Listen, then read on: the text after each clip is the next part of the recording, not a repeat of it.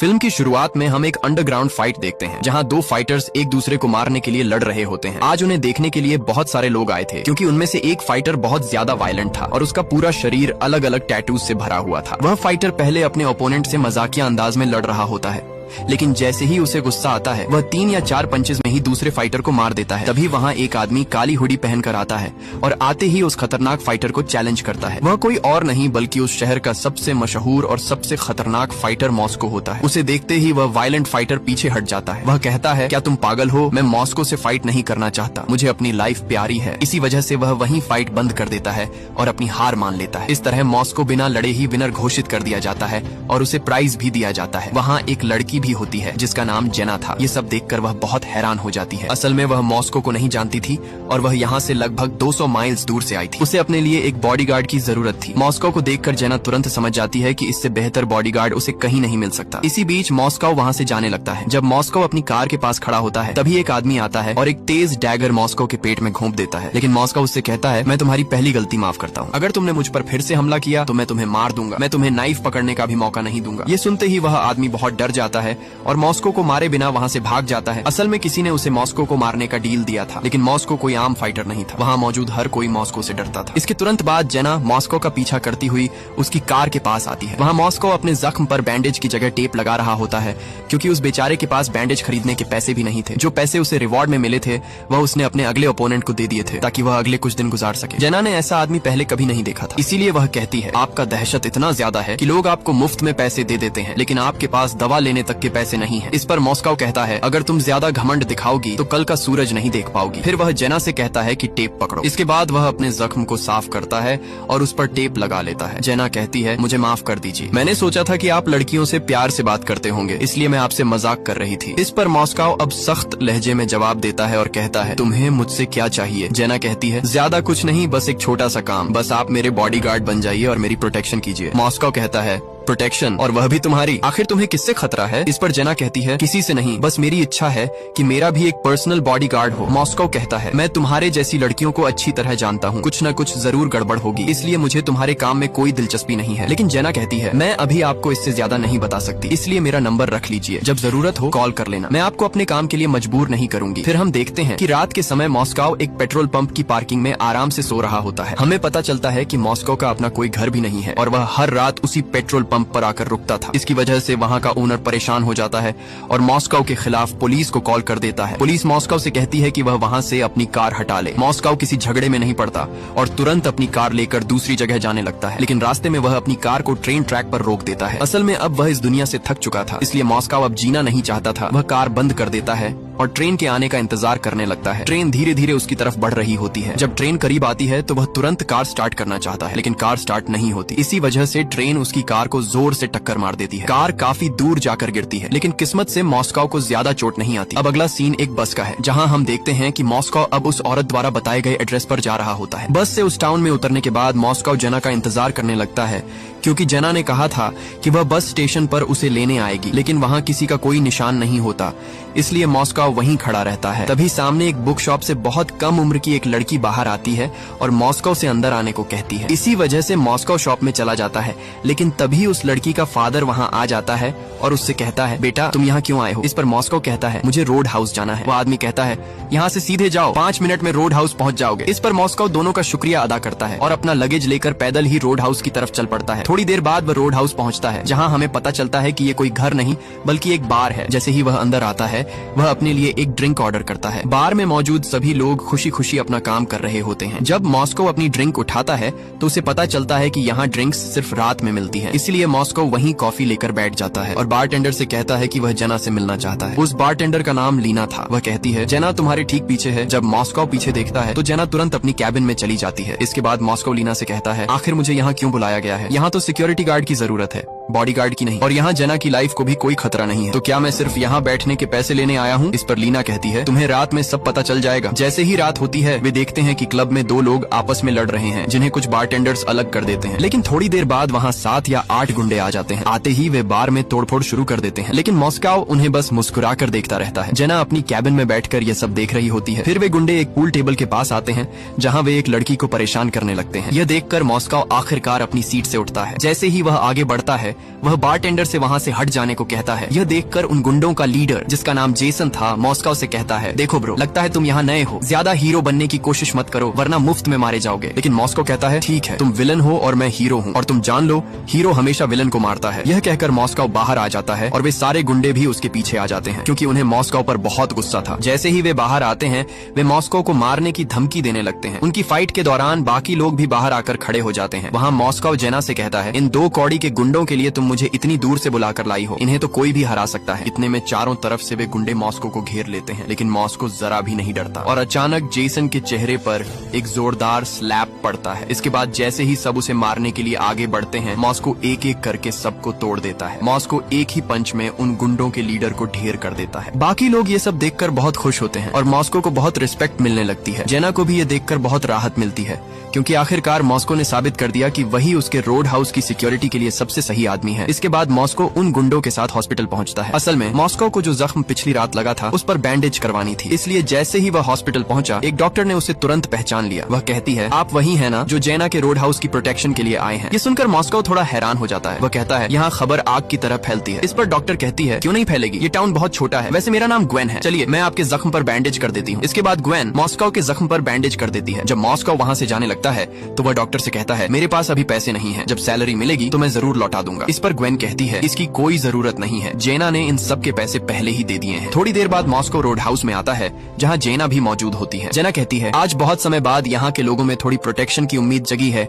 और तुम मेरे बुलाने पर यहाँ आए, इसके लिए मैं तुम्हारी बहुत बहुत आभारी हूँ। थोड़ी देर बाद रात हो जाती है और हम देखते हैं कि हमारा हीरो एक बोट में सो रहा है। ये बोट जेना की थी जिसे उसने अब मॉस्को को गिफ्ट कर दिया था क्योंकि मॉस्को को बोट्स बहुत पसंद है। सुबह जब मॉस्को उठता है तो लीना उसके लिए ब्रेकफास्ट लेकर आती है। लीना मॉस्को के शरीर को देखकर बहुत हैरान हो जाती है। लीना मॉस्को से पूछती है, क्या तुम्हारे कोई भाई बहन या पेरेंट्स नहीं है? इस पर मॉस्को उसे धन्यवाद कहता है और वहाँ से जाने को कह देता है। ये सुनकर लीना समझ जाती है कि मॉस्को अंदर से बहुत दुखी है और वह अपनी सैडनेस छिपाने के लिए बस हंसता रहता है। थोड़ी देर बाद ब्रेकफास्ट करने के बाद मॉस्को उसी लड़की की बुक शॉप पर आता है। उस लड़की का नाम एबी था। असल में वह अपने लिए कुछ बुक्स खरीदने आया था, लेकिन तभी हम देखते हैं कि एबी की शॉप के बाहर 2 गुंडे आए। जैसे ही मॉस्को ये देखता है वह तुरंत एबी के पास जाता है। मॉस्को एबी से पूछता है, ये गुंडे यहाँ क्या कर रहे थे? इस पर एबी कहती है, ये हर हफ्ते हमारा पैसा लूटने आते हैं, अगर उन्हें कुछ नहीं मिलता तो बेवजह शॉप तोड़ देते हैं। ये सुनकर मॉस्को के दिल में एबी और उसके फादर के लिए बहुत हमदर्दी पैदा हो जाती है। वह एबी से पूछता है, क्या तुम स्कूल नहीं जाती? इस पर एबी कहती है, मेरे डैड के पास मेरी स्कूल फीस भरने के पैसे नहीं है, इसलिए मैं पूरा दिन यही बुक शॉप में रहती हूँ। ये सुनकर मॉस्को और भी ज्यादा भावुक हो जाता है। इसके बाद मॉस्को रोड हाउस के अंदर आता है जहाँ बार के सभी लोग टूट फूट की सफाई कर रहे होते हैं। मॉस्को उनकी मदद करना चाहता है लेकिन जेना कहती है, ये काम हम कर लेंगे, तुम बस अपने काम पर ध्यान दो। इसके बाद सीन बदलता है और हम एक बहुत अमीर आदमी को देखते हैं जो अपनी बेहद महंगी यॉट पर शेव कर रहा होता है। वहीं वे गुंडे भी होते हैं जिन्हें पिछली रात मॉस्को ने पीटे थे। वे उसी अमीर आदमी के आदमी होते हैं। उस अमीर आदमी का नाम डैरल था। शेव करते समय उसकी गर्दन पर एक छोटा सा कट लग जाता है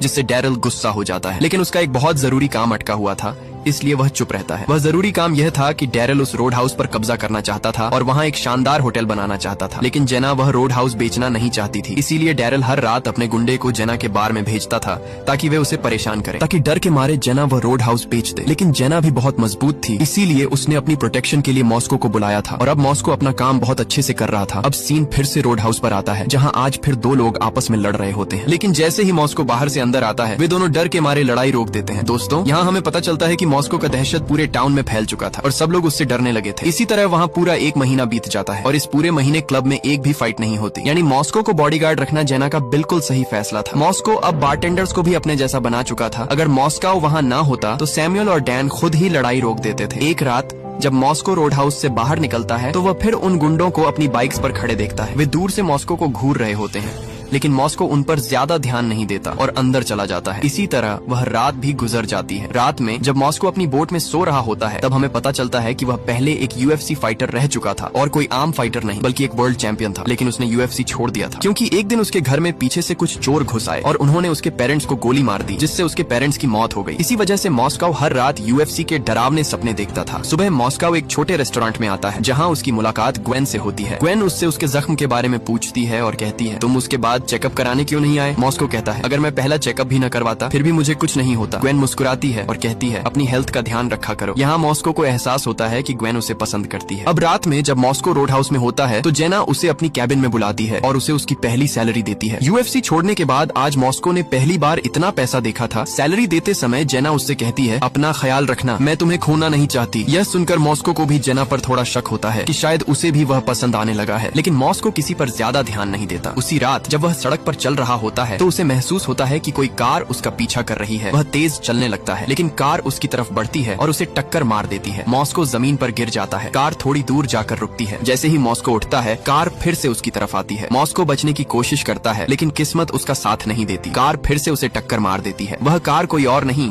बल्कि गुंडों का लीडर जेसन चला रहा था। कार मॉस्को को लेकर ब्रिज की तरफ बढ़ जाती है। तभी जेसन और उसका साथी कार से बाहर निकल जाते हैं और मॉस्को कार के साथ पानी में गिर जाता है। इसके बाद सीन कट हो जाता है। अब हम देखते हैं कि मॉस्को अपनी बोट पर वापस आता है जहां जेसन गन लेकर उसका इंतजार कर रहा होता है, लेकिन मॉस्को बिल्कुल नहीं डरता और जेसन के ध्यान भटकने का इंतजार करता है। मौका मिलते ही मॉस्को उसे एक टेबल से मारता है और जेसन को पानी में फेंक देता है। फिर मॉस्को गन उठाकर जेसन के पास आता है लेकिन उसका दिल साफ होता है, इसलिए वह गन को पानी में फेंक देता है। लेकिन उसे यह नहीं पता था कि शोर सुनकर पानी के अंदर खतरनाक मगरमच्छ भी उसकी तरफ आने लगेंगे। इसीलिए एक मगरमच्छ जेसन को पकड़कर पानी के अंदर खींच लेता है। मॉस्को जेसन को बचाने की बहुत कोशिश करता है लेकिन जेसन अब पूरी तरह गायब हो चुका था, इसलिए मॉस्को कुछ नहीं कर पाता और वह रात इसी तरह गुजर जाती है। सुबह मॉस्को सीधे एबी की शॉप पर आता है और उसे कुछ पैसे देकर कहता है कि अपने लिए एक नया कंप्यूटर खरीदो क्योंकि इंटरनेट से तुम बहुत कुछ सीख सकती हो। एबी कंप्यूटर लेकर आती है और मॉस्को को धन्यवाद कहती है। मॉस्को खुशी खुशी एबी की शॉप से बाहर निकल जाता है। जैसे ही मॉस्को बाहर निकला उसे डैरिल का एक आदमी मिल जाता है। वह मॉस्को से कहता है, बेटा इस रोड हाउस से चला जा वरना मैं तुम्हारी उंगलियां पकड़कर तुम्हें ही दे दूंगा। लेकिन मॉस्को एक ही झटके में उसकी उंगलियां तोड़ देता है। मॉस्को कहता है, अब तुम्हें नई उंगलियों की जरूरत पड़ेगी और याद रखना मैं यहाँ से कभी नहीं जाऊंगा। जिसे बुलाना है बुला लो। ये कहकर वह हंसते हुए रोड हाउस के अंदर चला जाता है। अंदर जाकर वह जेना से कहता है, कुछ लोग मुझे यहाँ से भगाना चाहते हैं, आखिर उन्हें इससे मिलेगा क्या? इस पर जेना अब सारी सच्चाई बता देती है। जेना कहती है, एक आदमी है डैरिल, वह इस रोड हाउस को तोड़कर यहाँ एक बड़ा होटल बनाना चाहता है क्योंकि इस रोड हाउस का व्यू बहुत अच्छा है और उसका होटल बहुत फायदेमंद होगा। लेकिन यह मेरे पिता की आखिरी इच्छा थी कि यह रोड हाउस और ज्यादा कामयाब बने, इसलिए मैं इसे बेचना नहीं चाहती। इसी वजह से वे लोग तुम्हें मारने की धमकी दे रहे हैं। जेना कहती है, मुझे छोड़कर मत जाना, चाहे जो भी कीमत चुकानी पड़े। इस पर मॉस्को कहता है, चिंता मत करो, मैं अपनी पूरी कोशिश करूंगा। अब हम डैरिल को देखते हैं जिसके पास उसका आदमी आता है और कहता है, हमने उस बॉडीगार्ड को भगाने की कोशिश की लेकिन वह बहुत ताकतवर है, हम उसे हरा नहीं सकते। डैरिल कहता है, अगर हरा नहीं सकते तो क्या हुआ, उसे मार तो सकते हैं। इसी वजह से डैरिल अपने सबसे खतरनाक फाइटर जॉनसन को अमेरिका बुलाता है। जॉनसन तुरंत डैरिल के पास पहुंच जाता है। डैरिल उससे कहता है, सीधी बात करता हूँ, अगर तुम मॉस्को को यहाँ से भगा दोगे तो तुम्हें बहुत पैसा मिलेगा। अगर उसकी हड्डियां काम न करें तो उसकी जान ले लेना। इसके बदले में तुम्हें 10 गुना ज्यादा पैसे दूंगा। अगर यह भी काम न आया तो मैं तुमसे भी खतरनाक लोग बुला लूंगा। मेरे पास बहुत पैसा है। दोस्तों, जॉनसन बहुत अजीब किस्म का आदमी था। उसे किसी चीज की परवाह नहीं थी और वह बेहद खतरनाक फाइटर था। अब वह मॉस्को के पीछे पड़ चुका था। सीन फिर मॉस्को पर आता है जो रोड हाउस में बैठा होता है। तभी डैरिल वहाँ आता है और कहता है, देखो पैसा किसे नहीं चाहिए, अगर तुम मेरे लिए काम करोगे तो मैं तुम्हें मिलियनेयर बना दूंगा। लेकिन मॉस्को कहता है, अभी मेरा कॉन्ट्रैक्ट 6 महीने का है, 6 महीने बाद आकर बात करना। ये सुनकर डैरिल बहुत गुस्सा हो जाता है और चुपचाप बाहर चला जाता है। लेकिन तभी वहाँ जॉनसन की एंट्री होती है। आते ही वह चारों तरफ से रोड हाउस तोड़ना शुरू कर देता है। वह इतना खतरनाक था कि बारटेंडर्स को भी मारने लगता है। यह देखकर मॉस्को आखिरकार उठता है और उसे रोकने की कोशिश करता है। जॉनसन कहता है, मैं तो बस अपनी ताकत जांच रहा हूँ, चाहो तो तुम भी मेरे साथ अपनी ताकत आजमा सकते हो।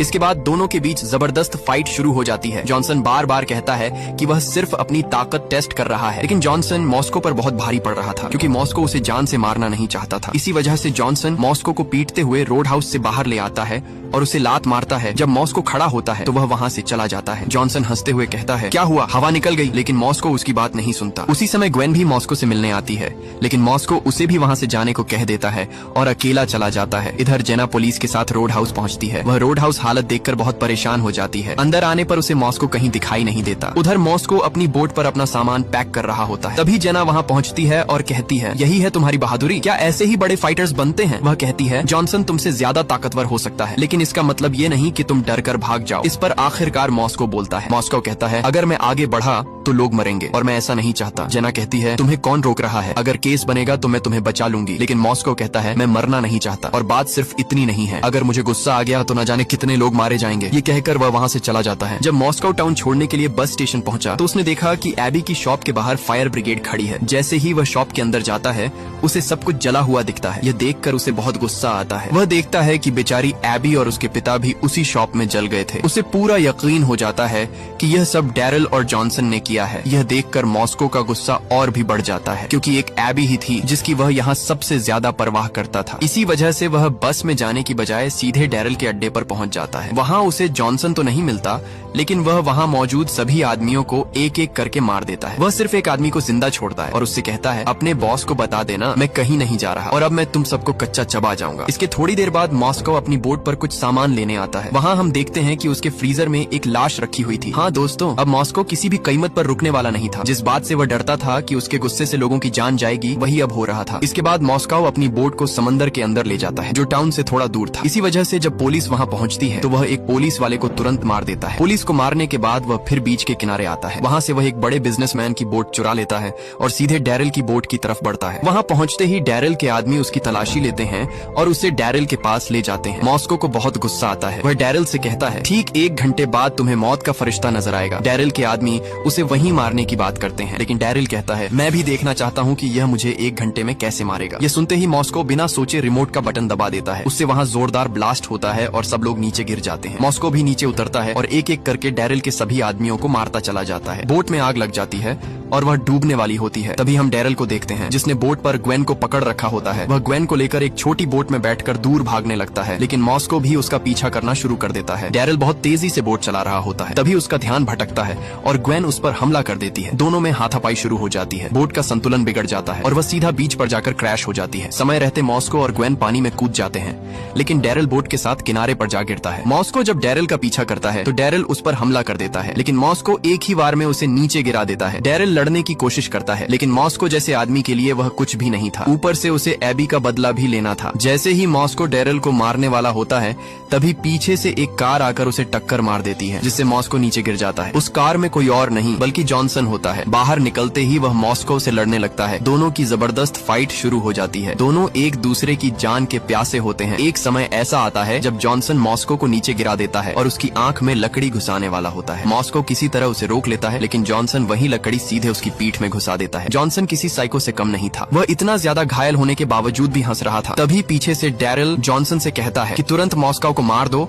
और मैं तुम्हें $10 मिलियन दूंगा। अगर तुम यह काम नहीं कर पाए तो तुम्हें 1 रुपया भी नहीं मिलेगा। यह सुनते ही जॉनसन को डैरल पर बहुत ज्यादा गुस्सा आ जाता है। जॉनसन गुस्से में कहता है कि तुम्हें सिर्फ अपने पैसों पर घमंड है, तुमसे तो एक मक्खी भी नहीं मरती। अब देखो तुम्हें कौन बचाता है। इतना कहते ही जॉनसन एक ही पल में डैरल की गर्दन तोड़ देता है और उसे मार देता है। इसके बाद वह धीरे धीरे मॉस्को की तरफ बढ़ने लगता है, लेकिन अब मॉस्को हिम्मत जुटाता है और लकड़ी से जॉनसन पर 5 बार वार करता है और उसे मार देता है, जिससे जॉनसन नीचे गिर जाता है। बहुत ज्यादा खून बहने की वजह से जॉनसन जल्दी ही मर जाता है। ये सब ग्वेन भी देख रहा था, लेकिन मॉस्को बिना कुछ कहे वहाँ से चला जाता है। अब क्योंकि डैरल मर चुका था और जेना के रोड हाउस पर कोई खतरा नहीं बचा था, इसलिए जेना मॉस्को से वापस जाने को कहती है। वह कहती है कि चिंता मत करो, हर महीने तुम्हारी सैलरी तुम्हारे अकाउंट में आती रहेगी। इसी के साथ दर्द से भरी यह मूवी खत्म हो जाती है। दोस्तों, अगर